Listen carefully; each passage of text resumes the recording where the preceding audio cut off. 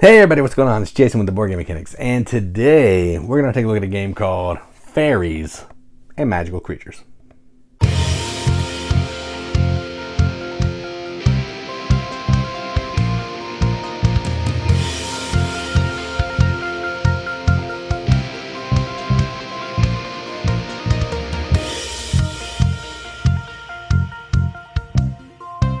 Faeries and Magical Creatures is a game designed by Glenn Drover, published by Forbidden Games, hence the red box. You can kind of see the vibe. They have their vibe.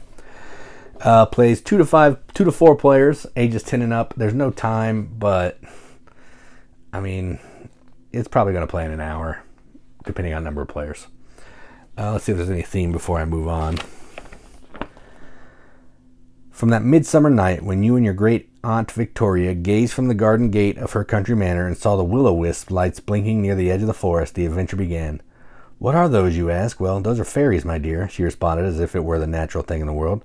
From that moment, you knew that in the time remaining in your summer visit, you had to get close to one, to speak to one, to befriend a real fairy. You had no idea what magical secrets would be revealed to you about the many fairy folk, their homes and their powers. And now, weeks later, staring into the foggy entrance of the realm, you wonder if you have the courage to enter. This is an action selection game in the style of like Puerto Rico or San Juan, where someone picks an action and everybody else gets to do the same thing. And the person who picks it gets to do an extra bonus, which is playing a card. And what you're trying to do is there's these 5 different types of magical creatures that you're trying to basically get an area control with. If you can do that, you're going to score more points at the end. But if you're the first player to get 10 cubes in one of them, you're going to get their home tile, and it's going to make your player board in front of you where you're trying to grow this garden worth more points.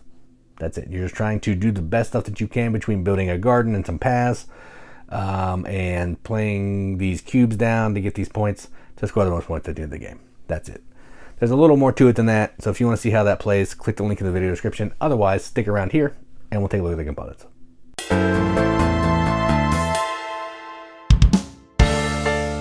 Okay, so let's take a look at the components of this Faeries and Magical Creatures game. I really like this box art. It is really cool. Again, art is subjective. Do with that what you will, but I enjoy it. Normal size, like Ticket to Ride size box, or Carcassonne maybe. Let's look at some of the card art. The card art is really neat too. Some like cool fairy tale fantasy stuff. It is linen finished. Yes, lightly linen finished. But they have suits, good graphic design. I like all that. Active player marker is really cool. The cute little fairy from the box. The board just is basically boxes of the different types of terrain where you're trying to put cubes and all the action. It's nothing there. Pawns are fine. Bag of tiles. Tiles are pretty good quality. Double-sided garden tiles, path tiles. Really thick and nice. I like that. Cool player board. Scoring is interesting. So when you get to 10, you're going to come down here. That's 11. Really interesting scoring mechanism. But overall, the components are pretty good. I have no issues. Rule book is small, simple, easy to understand. No issues there. Amazing art right there as well. But yeah, the components for this are really good quality. I have no issues. So those are the components for Faeries and Magical Creatures. Let's go to the top, see what I think about the game.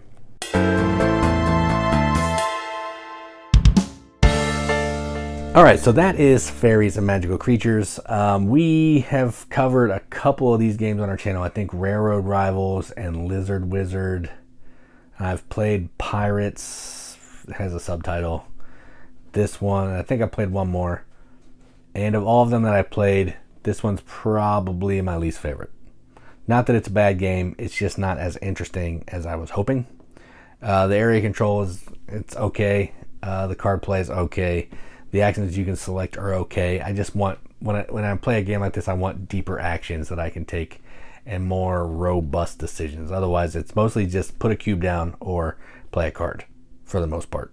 The path and garden is fine, but I feel like it kind of, I don't know, it's not as exciting as I was hoping, the building of the path and playing in the garden. So yeah, it's a fun game. It's one that I'll definitely keep, because I think some of our game group would really like it. But for me, I'd rather play Lizard Wizard or the Pirates game over this one. Not bad, just for my liking. Maybe not my favorite of the bunch. So That is Faeries Magical Creatures from Forbidden Games. I'm Jason with the Boardgame Mechanics, and as always, keep gaming.